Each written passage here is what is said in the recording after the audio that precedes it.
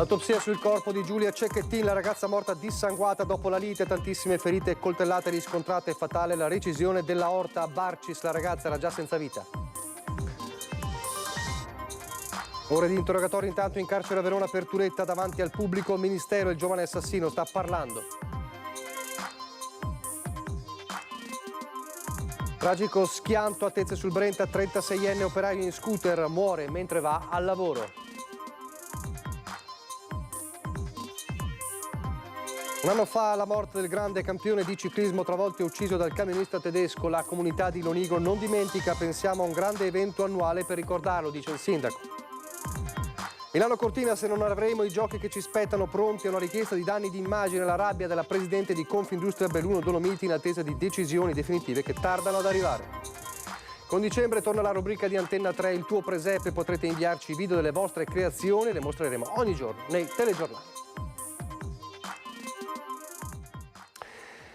Telespettatori di Antenna 3, buonasera e ben ritrovati. Il telegiornale del Veneto è dunque in primo piano. Le prime agghiaccianti indiscrezioni sulla autopsia ancora in corso sul corpo della povera Giulia Cecchettin. Dunque Giulia, che era già morta a Barcis, ha perso la vita per dissanguamento. Nelle stesse ore continua anche l'interrogatorio fiume di Filippo Turetta nel carcere veronese di Montorio. In quel canalone a Barcis, quando Filippo Turetta l'ha lasciata sotto un sasso, Giulia Cecchettin era già senza vita, uccisa da numerose coltellate e ferite profonde. Morta per dissanguamento, la 22enne è deceduta per la rescissione dell'aorta, un massacro che non ha lasciato scampo alla studentessa. Questi primi risultati dell'autopsia durata tutta la giornata all'Obitorio di Medicina Legale di Padova. Dai diversi accertamenti anche quello per individuare eventuali tracce di violenza sessuale. Anna Aprile, dirigente dell'unità operativa di medicina legale dell'ospedale universitario di Padova, ha spiegato che sul corpo della ragazza è stata eseguita anche una TAC. Ulteriori esami medici più approfonditi e delicati potrebbero proseguire anche nelle prossime ore. Tra i quesiti peritali formulati dalla procura, gli specialisti dovranno rispondere anche a quella della datazione della morte, circoscrivendone con più precisione possibile anche l'orario. Nello stesso giorno l'interrogatorio fiume di Filippo Turetta nel carcere Montorio di Verona. Alle 11 nella casa circondariale è arrivato il pubblico ministero di Venezia, Andrea Petroni. Poco dopo sono entrati gli avvocati del 22enne Giovanni Caruso e Monica Cornaviera. Ore di interrogatorio per ricostruire il massacro di Giulia Cecchettin. Da quel giorno terribile, l'11 novembre, quando l'ha aggredita 2 volte e poi l'ha caricata in auto ed ha iniziato la folle fuga fino in Germania, dove è stato arrestato. Turetta ha scelto di parlare. Nel primo interrogatorio, invece, aveva solo rilasciato qualche dichiarazione spontanea. Ora, un fiume in piena, ha collaborato rispondendo alle domande del magistrato. La procura potrebbe contestare l'aggravante della crudeltà, mentre l'interrogatorio si è concentrato soprattutto sulle ipotesi di una premeditazione. Intanto continua la preparazione del giorno dell'addio a Giulia Cecchettin, giornata in cui sarà, lo ricordiamo, lutto regionale. A livello organizzativo abbiamo già iniziato quindi con la prefettura, con l'amministrazione comunale, anche con appunto il vescovo, tutte quelle che saranno le attività per appunto fare in modo che nella massima sicurezza si possa dare l'ultimo saluto e prevediamo che avremo una affluenza importante non solo all'interno della Basilica di Santa Giustina ma proprio in Prato della Valle con una partecipazione molto sentita per l'ultimo saluto a Giulia. La macchina organizzativa per i funerali di Giulia Cecchettin si è già messa in moto, visto che si attendono oltre 10.000 persone per l'ultimo saluto alla giovane uccisa da Filippo Turetta l'11 novembre, ritrovata una settimana dopo senza vita nei boschi di Piancavallo, vicino al lago di Barcis. Il questore di Padova, Marco Odorisio, da giorni sta lavorando per garantire la massima sicurezza. La Basilica di Santa Giustina, dove si celebrerà il funerale pubblico presieduto dal vescovo di Padova, Monsignor Claudio Cipolla, alle 11 del mattino, può contenere circa 4.000 persone, ma ma saranno allestiti dei maxi schermi all'esterno per consentire a quanti non riusciranno ad entrare in chiesa e sosterranno in Prato della Valle. Saranno possibili modifiche al traffico e si valuta la sospensione del servizio del tram nel tragitto di Prato della Valle durante la cerimonia. Al termine della funzione religiosa, che dovrebbe essere proprio martedì 5 dicembre, nel pomeriggio intorno alle 14:30 è previsto un momento di preghiera privato nella chiesa di Saonara, parrocchia a cui la famiglia Cecchettin è legata. Dopodiché Giulia potrà riposare nel cimitero del paese accanto a mamma Monica. Nel giorno delle esequie di Giulia, come annunciato dal presidente Luca Zaia, all'indomani del ritrovamento del corpo della ragazza sarà lutto regionale. E intanto è stata recepita in tutte le stazioni del Veneto dei Carabinieri la circolare dell'Arma definita circolare Giulia. Massima attenzione alle segnalazioni di violenza e maltrattamenti. Dopo l'assassinio di Giulia Cecchettin, il Comando Generale dei Carabinieri ha emesso e inviato a tutti i comandi e alle stazioni d'Italia una circolare con indicazioni operative per contrastare la violenza di genere e assicurare interventi tempestivi. Questo è doveroso non solo per Giulia, ma per tutte le donne, ma tutte le categorie deboli, e quindi tutto quello che si può fare di meglio e di più per essere vicino alla gente, soprattutto a questo tipo di categorie di persone che hanno più bisogno degli altri, come dimostrano i fatti, lo si deve fare. Non ci si può fermare dicendo facciamo il massimo, si può fare sempre di più, lo dicevo prima, anche per altre motivazioni, quindi lo merita Giulia, lo meritano tutte le donne di questo mondo. La sera in cui Giulia Cecchettin è stata prima aggredita e poi uccisa da Filippo Turetta, alla caserma dei Carabinieri di Vigo Novo era arrivata la telefonata di un vicino di casa dei Cecchettin che aveva udito le urla di una ragazza, risultata essere poi proprio Giulia, ma a questa segnalazione non era seguito l'arrivo di alcuna pattuglia. Quella sera c'erano altri interventi in corso e il testimone non aveva saputo fornire la targa dell'auto che si era dileguata dopo aver caricato la ragazza. La nuova circolare, datata 29 novembre, chiede dunque di rafforzare l'attenzione sulla violenza di genere. Guardi, la legislazione peraltro italiana ha già fatto moltissimo, a prescindere dall'Arma dei Carabinieri. Io voglio ricordare il Codice Rosso, insomma, rispetto a quando io mi sono arruolato in questa straordinaria amministrazione sono stati fatti passi da gigante nel tentativo di servire sempre meglio e sempre di più la collettività e in particolare le categorie protette, diciamo quelle più deboli, e quindi tutto quello che si può fare. Quindi il nostro Comando Generale ha approfittato anche di questa situazione e di quello che è successo per valutare che si possa fare ancora di più senza sottovalutare nulla. Dal governo l'attenzione anche verso i reati spia. E con massima attenzione anche per quanto riguarda i cosiddetti reati spia, i comportamenti che possono comportare anche ovviamente un allarme, quindi la necessità di dover intervenire. Diamo strumenti alle nostre forze dell'ordine e alla magistratura. Abbiamo aperto anche presso il Ministero della Giustizia dei tavoli tecnici per analizzare ovviamente i fenomeni. La piaga delle tragedie sulla strada, l'ultima in ordine di tempo a Tezze sul Brenta, vittima un giovane operaio. Stava andando al lavoro in sella al suo scooter quando si è scontrato contro un'auto e per lui non c'è stato scampo. L'ennesima vittima delle strade questo venerdì mattina attorno alle 7 in territorio comunale di Tezze sul Brenta. A perdere la vita un operaio di 36 anni di origine moldava residente nel Bassanese.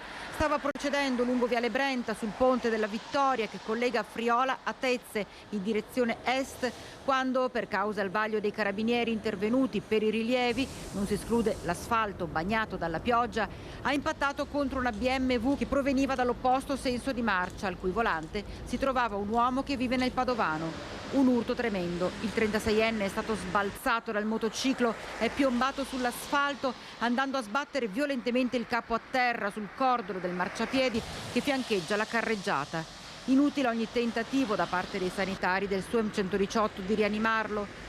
Non c'è stato nulla da fare. Il viadotto è stato chiuso al traffico per diverse ore per permettere le operazioni di sgombero e messa in sicurezza. Un anno fa invece la tragica fine di Davide Rebellin, una tragedia che la comunità di Lonigo non vuole, non può e non deve dimenticare. 30 novembre 2022 è passato un anno dalla tragedia, quando il campione di ciclismo Davide Rebellin venne travolto e ucciso da un TIR nei pressi di una rotatoria a Montebello Vicentino, vicenda che scosse la comunità di Lonigo dove abita la famiglia del campione, comunità che ancora una volta intende rendergli omaggio. Noi qui a Lonigo le abbiamo dedicato una pista ciclabile con un nuovo ponte che attraversa il fiume Guà, in modo che il ricordo di Davide non venga mai cancellato dal tempo. Ed è stata una manifestazione molto sentita e partecipata da tutta la popolazione. E stiamo anche pensando di organizzare un evento ricorrente ogni anno con le nostre associazioni ciclistiche, perché la città di Lonigo non dimentica i concittadini che hanno partecipato a scrivere la sua storia. Un anno di dolore acuito dalle complesse fasi del procedimento penale e da tutte le vicende legate all'estradizione del camionista attualmente detenuto in carcere a Vicenza. Fasi che hanno portato recentemente alla richiesta da parte dei legali di Wolfgang Rieck, accusato di aver travolto e ucciso con il suo tir Davide Rebellin per poi fuggire, di patteggiamento per 2 anni e 11 mesi di reclusione. La procura aveva disposto per il 24 novembre l'udienza per il giudizio immediato con l'accusa di reato di omicidio stradale con l'aggravante della fuga. Vista la proposta presentata dalla difesa, è stata fissata un'altra udienza per il 7 dicembre per la valutazione dell'ammissibilità dell'istanza e della congruità della pena proposta. Pochi istanti di pubblicità, poi ancora in diretta. Rieccoci in studio in diretta. La politica ma anche il sociale, un provvedimento che ha causato tensione a Palazzo Ferrofini nella maggioranza ieri, un provvedimento del vicepresidente del Consiglio regionale Nicola Finco. Il tema è quello delle rette degli asili nido. Siamo passati dagli 80.000 nati degli anni 60 ai 30.000 del 2022 e i dati ci parlano chiaro. I bambini dai 0 ai 2 anni, solamente il 33% di quelli nati in Veneto può accedere agli asili nido, sia perché ci sono pochi asili nido, ma anche e soprattutto perché le rette sono troppo elevate. Parte da qui, da questo dato di fatto oggettivo, il percorso che ha portato a recuperare milioni di euro per le famiglie del Veneto che hanno bambini piccoli, per chi si trova in difficoltà con le rette dell'asilo e per combattere la denatalità in un periodo in cui le nascite sono ai minimi storici. Abbattere quelle che sono le rette per gli asili nido attraverso l'utilizzo del Fondo Sociale Europeo. È un fondo che fino a qualche anno fa, con la vecchia programmazione, veniva utilizzato prevalentemente per la formazione professionale. Oggi l'Unione Europea ha già autorizzato diverse regioni italiane a utilizzare questi fondi proprio per degli interventi diretti a sostegno delle famiglie. Un esempio su tutti è quello della Toscana, che con il medesimo procedimento dà alle famiglie oltre 500 euro al mese per ogni bambino, addirittura fino a luglio. Il provvedimento, basato quindi su evidenti necessità e incardinato su solide basi di finanziamento, è stato approvato all'unanimità dal Consiglio, ma non sono mancate tensioni durante la discussione in aula. C'è stato un dibattito acceso durante le fasi di approvazione di questo emendamento perché mi era stato contestata la non condivisione di questo provvedimento. Ovviamente la mia non è stata la volontà di non condividerlo. Io durante il fine settimana mi sono studiato le delibere, i documenti delle altre regioni e quindi ho presentato lunedì questo importante provvedimento. C'è anche chi ha letto in questo confronto una spaccatura tra Finco e la sua stessa maggioranza, ma ecco la risposta del consigliere. Esercito il mio ruolo di consigliere da sempre. Tutti i miei interventi che ho fatto nel corso di questi anni sono sempre stati interventi a sostegno del nostro territorio, dei nostri servizi, ma soprattutto anche delle famiglie in difficoltà. Penso di aver sempre lavorato bene, tanto è vero che i cittadini mi hanno sempre riconfermato perché il mio dovere l'ho fatto. Se poi a qualcuno non va bene mi dispiace, però alla fine, ripeto, quello che conta sono i fatti. Adesso a Cortina, se non avremo i giochi che ci spettano, pronti a valutare una richiesta di danni di immagine in tutte le sedi. Non usa mezzi termini la numero 1 di Confindustria Belluno Dolomiti, Lorraine Berton, che oggi spara ad alzo zero in attesa di decisioni definitive da parte degli organi competenti che però tardano ad arrivare. Penso sia il momento di giocare a carte scoperte, di dire, afferma Berton, che nel caso di un'Olimpiade a metà il nostro sistema economico e sociale riporterà dei danni irreparabili rispetto alla crescita attesa e già quantificata di autorevolissimi studi universitari. Il danno, secondo Berton, non sarebbe solo economico, ma anche esistenziale per un territorio che vede nelle Olimpiadi l'opportunità storica per invertire la tendenza in atto. Non si tratta, quella della richiesta di danni, di una minaccia, ma di una possibile contromisura nel caso in cui si neghino le legittime aspettative del territorio, chiosa la Presidente Berton, che si augura prevalga il buon senso. Come sappiamo, il tempo stringe. Cambiamo argomento e parliamo di una rubrica attesa e che ritorna, è dicembre, quindi torna il tuo presepe, pronti a segnarvi come sempre il numero di telefono, lo vedrete nel servizio perché cominceremo a raccogliere da oggi i vostri presepi.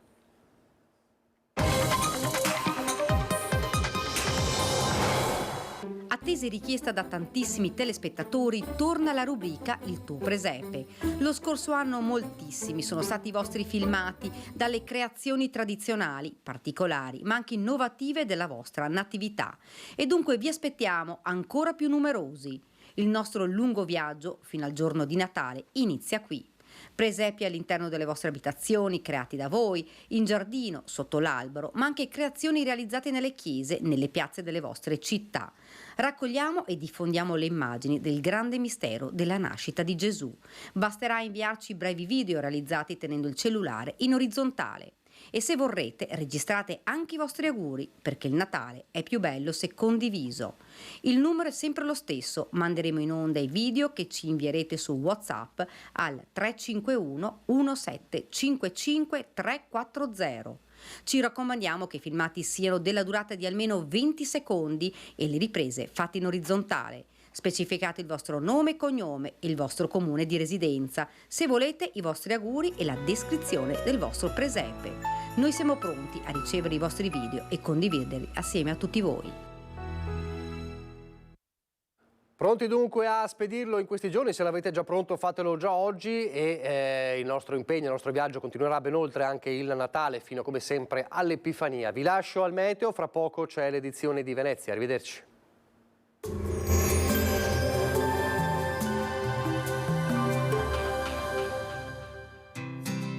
L'Unic Star, le uniche pagliette antibatteriche in commercio prodotte anche per i marchi più importanti, sia nazionali che internazionali. Bentrovati al meteo. Perturbazione ancora in transito. Da domenica migliora il tempo, ma si farà sentire il freddo. Vediamo intanto il dettaglio di sabato 2 dicembre. Sul Veneto avremo una spiccata instabilità con nubi irregolari associate a precipitazioni discontinue, anche a carattere di rovescio. In serata tendenza ad esaurimento dei fenomeni un po' ovunque, limite della neve intorno ai 1000 metri. Vediamo le temperature che saranno sostanzialmente stazionarie, minime tra 3 e 6 gradi, massime in calo tra 10 e 13 gradi all'incirca. Spostiamoci ora sul Friuli Venezia Giulia. Anche qui non mancheranno le piogge un po' dappertutto, localmente intense, nevicate abbondanti fino a fondovalle sulle Alpi.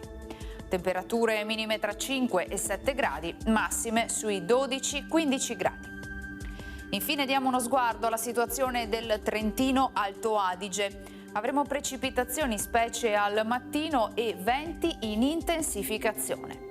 Temperature minime tra 1 e 3 gradi, massime sui 9-11 all'incirca. Dal meteo di Antenna 3 per ora è tutto, grazie per l'attenzione, arrivederci.